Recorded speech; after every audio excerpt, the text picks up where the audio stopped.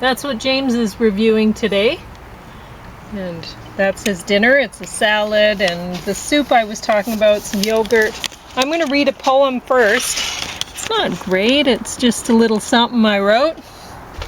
And then I'm not gonna do any talking really, because James told me to look in this bag. He brought me a surprise apparently. Well, it's not a huge surprise. It's just socks. Yeah, exactly. He washed some of my socks for me, which is very nice. So anyway, when I'm washing my own socks. Yeah. So here I wrote. We didn't knock her socks off. They're still on. No, they're still on.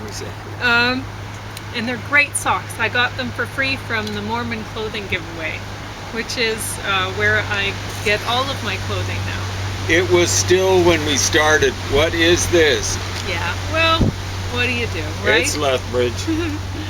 So here's my poem. It's I don't know how you really pronounce this, an Asialabo de Canción.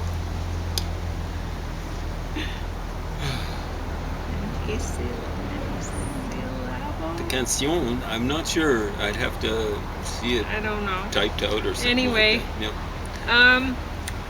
It was a form that James assigned me back in 2020, so I filled it because I've been doing that again this summer because I figured I'd already written out examples for a book of what James had put me through in 2020, and then so that other people could learn as James taught me. And I did that all, and then I was like, well, you know, some of my poems might offend people, so what if I just write all of them hiking poems? Because surely nobody would be offended by hiking poems. They might be bored if they're not into hiking, but who's not into hiking? So anyway, I ended up writing a bunch, and some, like this one, they don't make the cut. Whatever, but I'm gonna read it anyway. So this one is called Cliffton Saved the Day. After a hike we took this morning, one that we like, the van seemed fine. Driving away we got no warning, nothing today, no chug or wine. After we stopped for food, our weary battery stopped. 2 long hours passed, there in the lot, just waiting, leery, tow truck or not. They came at last. Though AMA has problems, towing served us today. The tow truck dude Clifton was great. He got us going after our wait with warming food. Clifton took care while slowly driving, fully aware of bumps ahead, all throughout town. We thought arriving home broken down would suck. Instead, things were okay. That tow truck driver saved us today. He soothed our fear. Should we have slipped the guy a $5? Should we have tipped that tower here? Towers aren't tipped. I guess Salvation Services slipped to each for free. Membership pays. The compensation package these days. That's fine by me. So that's that poem. And then I wrote another one called Complimentary Service. Davis replaced our weary battery. I had a taste for jasmine tea. James grabbed the bill, both complimentary. Warranty still. Service for free. Now both our van and me, we're flying. Both of us can burn fast or last. Fingers are crossed, the dealer's buying, eating the cost, and that's a blast. That's that. And now James is gonna talk about a poetry book that I borrowed from the library while I eat some yogurt. So you go right on ahead. From the sublime to the ridiculous. Okay. The second poem was fairly lightweight, and not just lighthearted. That's good. These were intended to be. Well, none of them made the cut. You know, it's just with these tougher forms that James gave me. The first one worked plenty fine. It's a tough form, but I could follow what you were saying. It made sense. Yeah, well, the second one I was wired on coffee or tea, jasmine tea while I was writing. Well, it's so like I say, it's lighthearted and lightweight. That's okay. It's a bit like a kid's poem. Poetry in the natural world.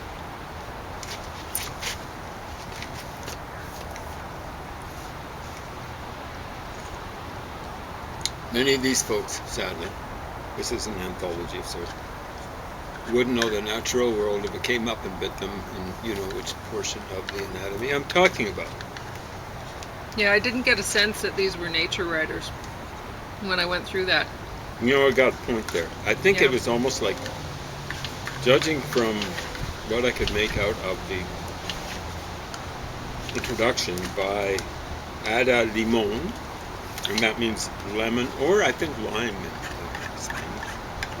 Oh, it's Ada, not Ada, hey? I've only heard of the name Ada. I've never Well, heard of I'm giving it a Spanish pronunciation. Ada. Oh, okay. It'd be more like Ada or something like that. Oh. Wouldn't sit quite like D. So yeah, I was surprised at the selection of poems for this book because honestly, nature and poetry writing, there's a lot. There's, a lot of poets are inspired by nature. Or aren't inspired by nature, but they get Whatever. out there and keep doing it. That's Yeah. okay. So, nature poetry, it's just common, really. Shouldn't it be? It's even today. I know we're getting less nature nowadays, but still, There's a long and shouldn't not- that make people want to appreciate it more even, right? I think. There's a long and not so strong tradition of nature writing.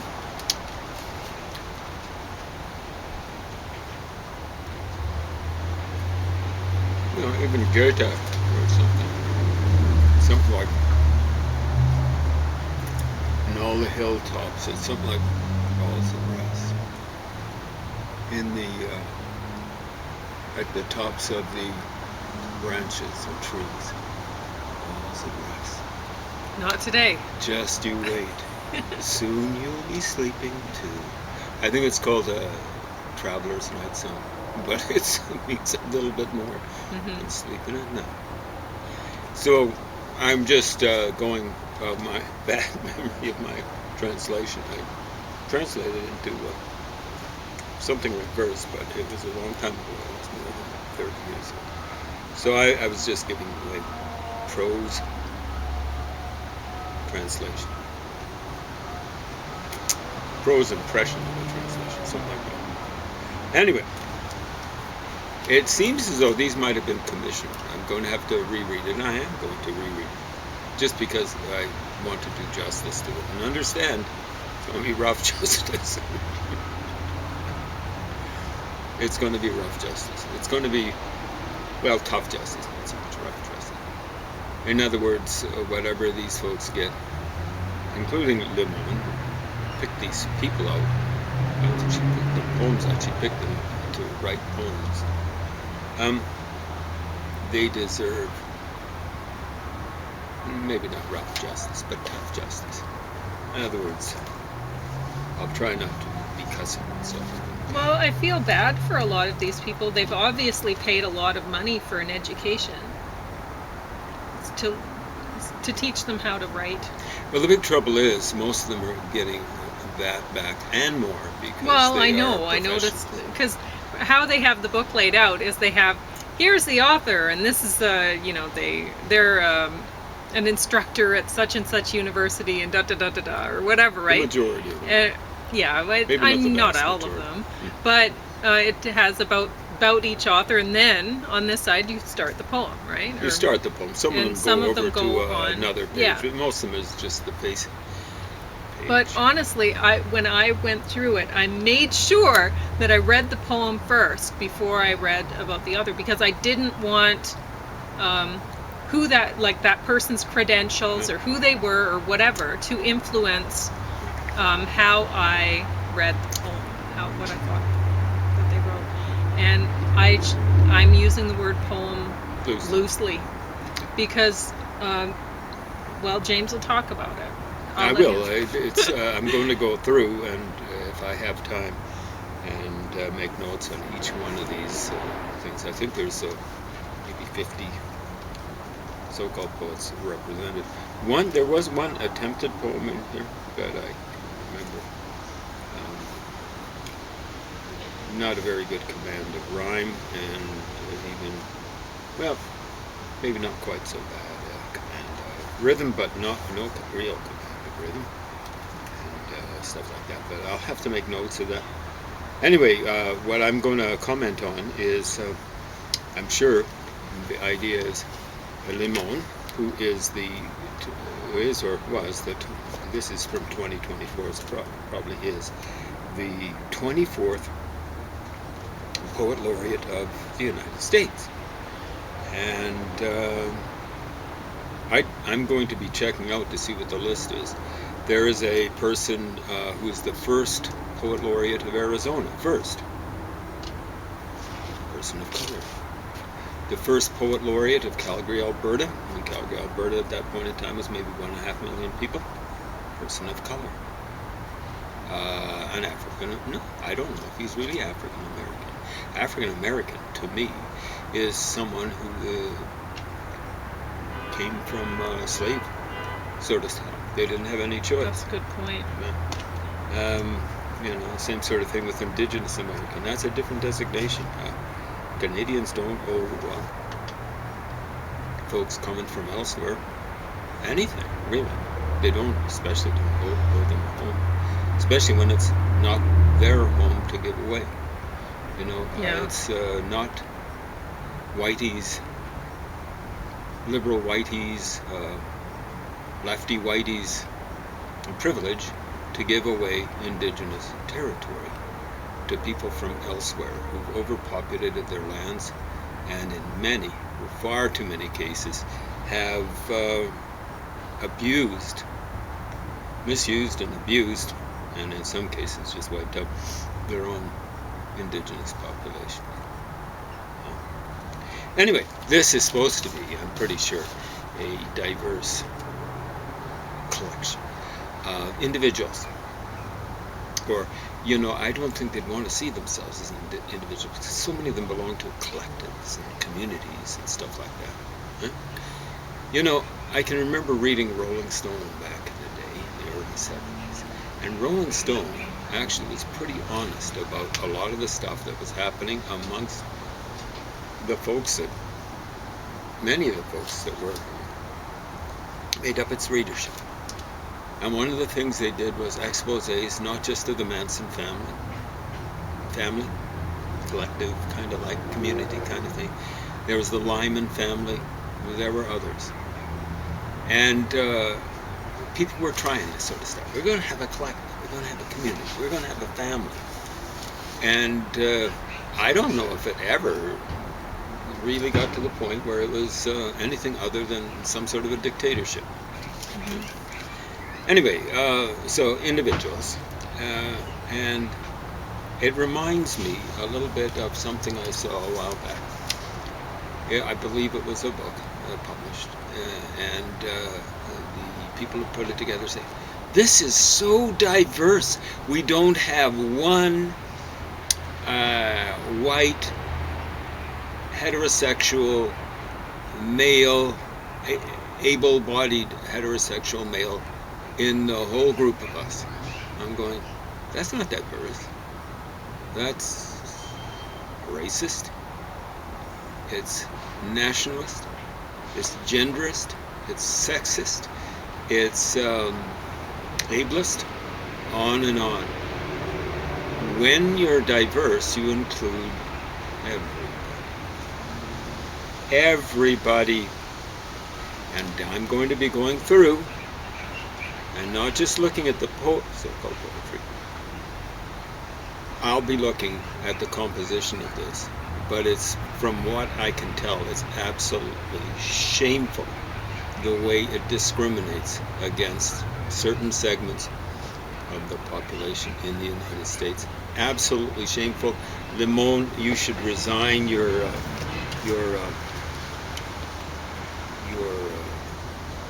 poet laureateship, or whatever it's called.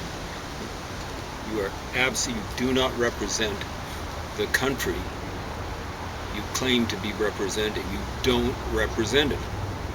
You haven't represented it here. That simple. See, there are awards that come with these sorts of things. There are professorships that come with these things. People make a huge amount of money. And what's happening in these places, these universities and stuff like that, is they're taking public funds from people who are in the majority and giving them to minorities.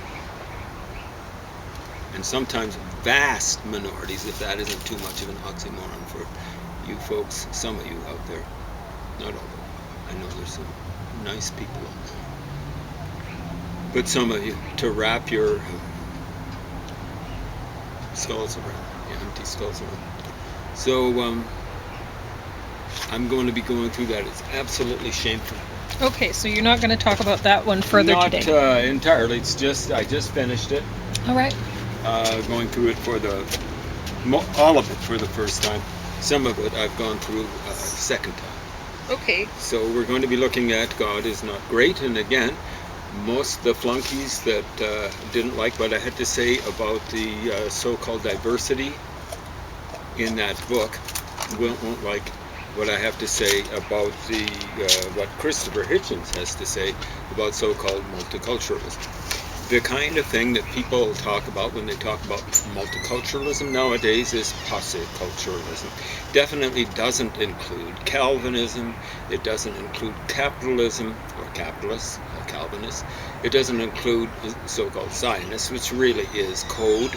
And understand that term was used in the deprecatory manner it's used nowadays by left-wingers, by so-called right-wingers. They really were left-wingers too, but left-wing nationalists, by Nazis before World War II, Zionists.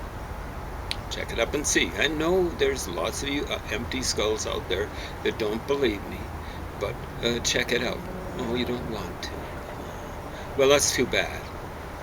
At any rate, what we're going to do is go through things that I've starred. Oh yeah, so now Hitchens, according to his own account, is half Jewish, half Calvinist or something like that. I presume English Calvinist. Hitchens seems to have a very English type of name. So he has a lot to say about Abraham and his sacrifice of Isaac, almost sacrifice of Isaac. And Hitchens talks about that, and of course he's welcome to say it's kind of like his tradition, I guess, although he doesn't believe it. I believe a word of it, actually, from what I can tell. Even the tradition that has been rejected by the Jews, the tradition that was developed by or initiated by a Jew called Jesus, or Joshua. It would be his Hebrew name. Jesus is just something like a Grecized form of Joshua. Don't believe me? Check it out. If you don't want to check it up, I don't have much use for it. And so Hitchens talks about that being child abuse. You know? Well, yeah. Of course, I don't think he'd think Abraham actually exists. The contest actually for Abraham actually exists. It's there's a dynasty. It doesn't give any names, or the names aren't preserved, that ruled over Mesopotamia for 3 kings in a row. Parts of 3 reigns in a row. Elamite. And that's the context for the 4 kings who invaded, led by an Elamite king. How much time? 5? 10 minutes. 10 minutes. Led by an Elamite king in the time of Abraham. And these 4 kings, led by an Elamite king, made it through the so-called Holy Land, and made it, according to the biblical account, or Old Testament accounts are better, not Old Testament, but the Bible. The Bible just means book, but it's come to mean something different. In the Hebrew scripture, the scriptural account says that they made it all the way to an arm of the Red Sea, if I'm not mistaken. Wow. There's only one context in all the history of Mesopotamia for an Elamite king to have ruled over Mesopotamia so effectively that he could have gone all the way to Elam. Elam's located in southwestern Iran. For an Elamite king to go all the way through Mesopotamia, basically come down all of the Fertile Crescent to the Red Sea and feel as though he had control over Mesopotamia, could leave it without them rebelling and have cutting him off from his homeland, Elam. There's only one context for it, and it's way, way back in Mesopotamian history. Okay? Way, way back. World history, whatever you want to call it. It's probably around 2500 or earlier BC. So there's a context for it. Did Abraham exist? I'd be kind of surprised if there weren't something like Abraham in that period. And my reading of what happened with Isaac is Abraham probably, well, initially Isaac wasn't scared because Abraham wasn't telling him what he was going to do. They went to, I believe, the Hebrew scriptural account says when they got to the top of Mount Moriah, that's supposed to be around Jerusalem, but who knows, around the top of Mount Moriah, like Isaac said something like this to Abraham. Well, here's the altar, here's the stuff to burn the sacrifice, where's the sacrifice? And then Isaac would have got scared because Abraham put Isaac, I don't know how old Isaac is, I don't know if it's described, and you couldn't trust the figures. I think Abraham's supposed to have lived to 175 years old, and I don't believe 100 of those years. Anyway, puts Isaac up there, and he's getting ready to cut open Isaac or whatever, and then I guess it's the voice of the Lord comes down, stays his hand, and so on and so forth. But what I read it as, it's not something I'd ever want to know, but Abraham, according to the account, had moved into a place where the folks, even thousands of years later, still sacrifice their kids to their gods. So I believe the story goes, the Punic people in Carthage, who were descended from the Phoenicians that came from the north of where, not that far north, present-day Lebanon, north of where Mount Moriah would approximately be located. They were still sacrificing their kids. It's a long-standing tradition. And I believe what Abraham was doing, I guess it's something like child abuse, but was impressing on his son and hoping that he'd impress it on whatever his sons and children, basically, that he'd have. That you do not sacrifice your children. Doesn't matter what the folks around you do. You do not sacrifice your children. And that's a major step. You don't sacrifice people in general. Now, I don't know when Abraham, according to the account, came from Mesopotamia. And we do know that the Sumerians sacrificed people when their kings died, to kind of serve their kings in the afterlife. They were buried in kings' burials and stuff like that. So I don't know how long that survived, that human sacrifice. It might be that Abraham had already gone through that segue in the southern part of Mesopotamia, where the account says he came from, and decided, I'm not going to be like the folks that I've moved in amongst, and I'm encouraging you by this display, talking to Isaac here, to not stray from what we were introduced to in Sumer.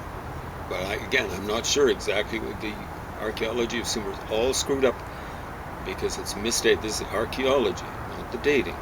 The archaeology, not the chronology for kings and stuff like that, dynasties. The archaeology is just totally out of whack. It's off by century after century after century, thanks to the flunkiness of a guy called so-called Sir Flinders Petrie.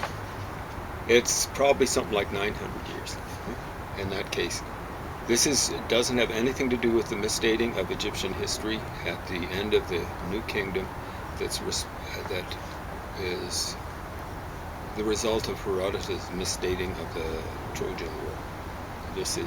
That's off by 480 years. This is something that Flinders Petrie added in modern times. That's the machine. So I don't see that as necessarily being child abuse. I think there would have been a moment of terror. And well, I mean, it's got to grade down from child sacrifice in the area, right? Yeah, I mean, what he's doing is we're not going to be doing child abuse. You put it way better than I was putting it. It was okay. 3 minutes. Yeah, 3 minutes. You're really good at guessing the time. So he talks a little bit about Adam. I don't think I'm going to say much about what he has to say about Adam. Talks about William Albright, who was a biblical archaeologist. Is kind of making fun of William Albright digging around in Holy Land, trying to find proof for biblical stuff. I guess William Albright was a true believer, a Christian. He talks, I'll get around to a guy right at the end, last page. Yigael Yadi, I'm not sure how to pronounce his name, another archaeologist, but not a Christian, he'd be a Jew. And he was using stuff apparently like bulldozers after 1967. He figured he was working on a schedule, and he was probably right. I wouldn't have done that, but he was, of course, trying to find some sort of proof for various things in biblical history. And I do use that term, history. There is actually a history in the Hebrew Scriptures. Like the Hebrew Scriptures mention in a row, this is quite late by comparison with Abraham, mention Tiglath-Pileser, mention what looks like a son, Shalmaneser, what could be another son, Sargon II. Fact is that we use the biblical term Sargon, okay? Not Sherachim, which is the way we read the Assyrian. Then Sargon's son, Sennacherib. Then Sennacherib's son, Esarhaddon. And then Esarhaddon's son had 6 kings in a row. I mention them. And the interesting thing is the Assyrians mention kings of Israel, and several of them, and at least one king of Judah.